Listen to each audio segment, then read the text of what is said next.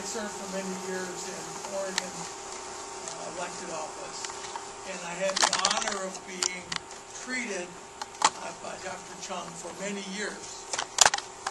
I have multiple sclerosis, and the whole time that I served as Senate President and then served as Secretary of State in Oregon, Dr. Cheung kept me at the job.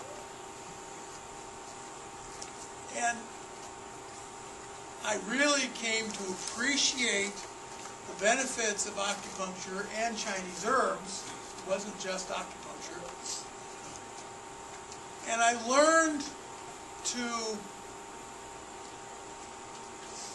expect that when I would go and get a treatment, that I would also hear a great deal about the politics of Oregon, politics of America, and the politics of getting further privileges for acupuncture in Oregon.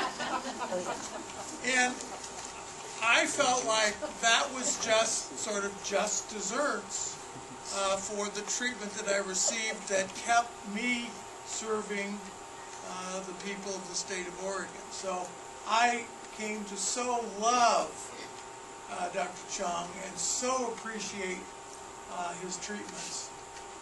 And I think he will always live on in my mind as someone truly committed to making this ancient Chinese healing art perform in the modern day and work to solve modern problems. So I just really appreciate having had the opportunity to know him and be treated by him and to be lectured by him.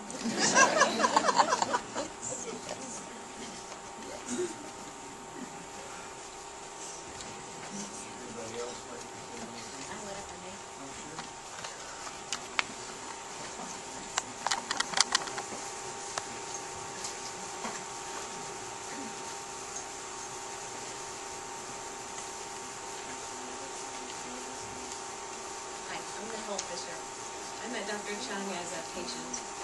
I was 36 and I had nerve damage in my jaw, and only pills were given to me from doctors that I could take. I couldn't work, and I couldn't be the mom, and I couldn't be who I was. So I come to Dr. Cheung and scared to death, going to his home, not knowing anything about him really, other than somebody telling me he's really great. Couldn't understand what he was saying or what he was doing, but sure enough, after a couple weeks, my pain level was under a 3, which is huge in my world. So I have him to thank for that. But the story that I wanted to tell you is, I wrote it down, about Dr. Cheung. I got to know Dr. Cheung better, had the honor of driving him to his herb shop whenever I was at his home. He was curious about my nationality, about my parents, and my upbringing, and I gave him a bird's eye view of my history as a 36-year-old woman. This brought on much dialogue about many subjects, perspectives, and situations, and so many laughs. And one thing that nobody has mentioned was the hand on his hip and his head going back. I'm sure you've seen that a number of times. And you had no idea who he was helping in the next room, but you knew it was something great. And you'd sure enough hear the string of the conversation. Kind of like Facebook, hearing the string. It was very much like that. I learned about his family and how proud he was of his children. With David, following in his footsteps, he told all who entered his shop about David, "You need to see David." He also spoke about his daughter, the real estate developer. He said that she owned a real estate business that she started with her husband, started from the ground up, working with high-end homes, and how sharp she was. He would have the tone in his voice of pride and respect, and he talked about her a lot. He mentioned her probably because I was in the real estate world. He spoke of other siblings and how they meant the world to him and his pride brimming. And then he spoke of his grandbabies. He always had photos and a smile wide when he spoke about them. Both he and his wife loved them, and it was wonderful to see. my time with him, as I said, I was with him probably for about 4 years. We grew close, had respect for one another, and learned about each other's culture. He liked to talk about politics and had a very strong opinions about it, and I loved to hear what he had to say. I love to hear what he thought about the events that came year-round, for example, the Super Bowl. I would see what he thought about the teams or the fans, and here's where I get most of my opinions in fun times. He didn't know a lot about football, national events, or popular people, but what he did know is a lot about life, hard work, and how to be kind to our world. Respect and honor was what he was to me, and I truly made a friend.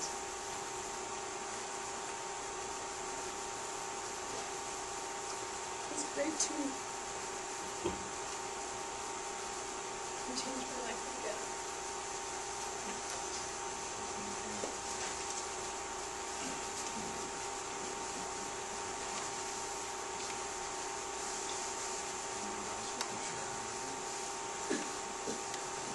I'll just stand here. My name is Roger Bachelor, and I first met Dr. Cheung when he treated my 2-year-old son. And somehow he got a needle into my son while he was a moving target. I admired his skill with that. I had a hard time teaching my boy at home. And I had great pleasure of meeting with him during this last year when he wrote his medical memoir. One thing that he was struck by in his life was living in a pre-technological situation with his mother, where they were barefoot and walked, and even a bicycle was out of the question. He said what was different about that time, he missed some things about it, was that people would stop and talk. He said if you met a stranger, they would stop and talk with you. Now people just keep going. So I think he kept that.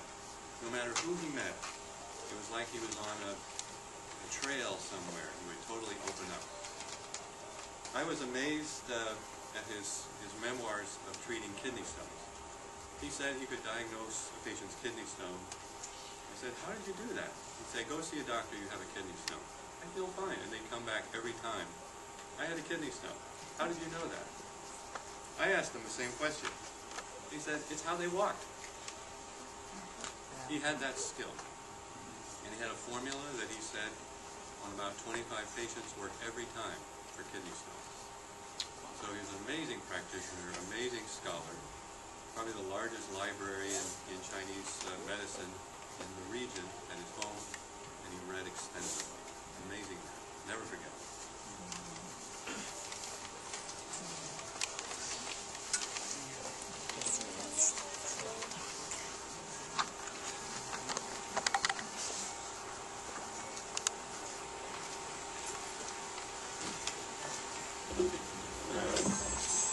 Hello, my name is Ludwig Fischer, and I knew him as Dr. Cheung, and he knew me as the professor. And I came to see him about 1993, and I knew him really for the last 16 years. I suffered greatly with heavy metal toxicity, and I fully got to trust him, so I remember that at one point I had to boil a turtle, actually. Very unusual remedies sometimes that he prescribed. But I remember my wife once walked into his office and she had a stiff shoulder and she walked in like this and she walked out like that. So I really saw him perform amazing healing. And he didn't just heal with his enormous skills of Chinese medicine. There was a certain, I would say, a certain spirit and soul energy that he transmitted to his patient, and so it was not just the needle was in the right spot, but who placed it, the person that was behind it, and the spirit that was behind it. And I say, Dr. Cheung, are you saying that you really left? And I say, are you kidding? It's one of his favorite things. Are you kidding? I think your spirit is with us and will stay with us. And I will really be forever grateful for what you've done for me and for the quite a few friends that I sent to you, because I think we can attune to him, even though his body is gone. And he did quite suffer a lot, I would say, really, towards the end. And the many dinners that we went to, I think there were probably several hundred actually, his heart was very, very open. And I do think he always healed himself again and again through that openness of his heart. And whoever was close to him, I think, was nourished by him. So anyway, thank you, Dr. Cheung.